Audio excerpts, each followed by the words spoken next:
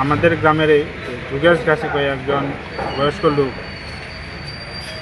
এই আমরা খবর পেয়েছি আনুমানিক 3:30-4টার দিকে, যে সম্ভবত একটা ধারণা আর কি, সবাই মুখে একটু গন্ধ পাইছে, সম্ভবত ধান খেতে কোনো ওষুধ টষুধ খাইছে।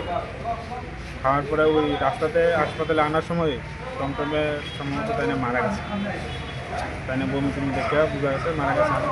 ওই রাস্তাতেই হাসপাতালে আনার পরে ডাক্তারবাবুরও পরীক্ষা নিরীক্ষা করে জানতে পারছে যে তাই আর নাই। এখন সমস্যা হয়েছে কি, আজকে রাতে সম্ভবত 9টার পরে আমাবুচি লাগবে, যেহেতু আমরা সনাতন ধর্মে বিশ্বাস করি। এতে আমরা যদি দাহ কাজ করতে যাই নিশ্চয়ই মাটি কুড়ার প্রয়োজন, যেহেতু আমাবুচি লাগবে 3 দিন তো আমরা মাটিতে করতে পারতাম না। এদিকে আমরা ডাক্তারবাবুর কাছে রিকোয়েস্ট করছিলাম যে বডিটা পোস্টমর্টম না পেয়ে আনি, আমরা যারা তাই বডির মানে ফ্যামিলি যারা আছে তারা একটা লিখিত দিব যে না আমরা এই বডির উপরে কোনো কমপ্লেন নাই, আমরা বডিটা দিলাম, যাতে আমরা আমাবুচি লাগবার আগে আমরা বডিটা দাহ করতে পারি। এই হিসাবে ডাক্তারবাবুরার লগে কথা হইতেছে। দিছেনি না এখনও দিছে না। থানাবাবুরা কি কইছে?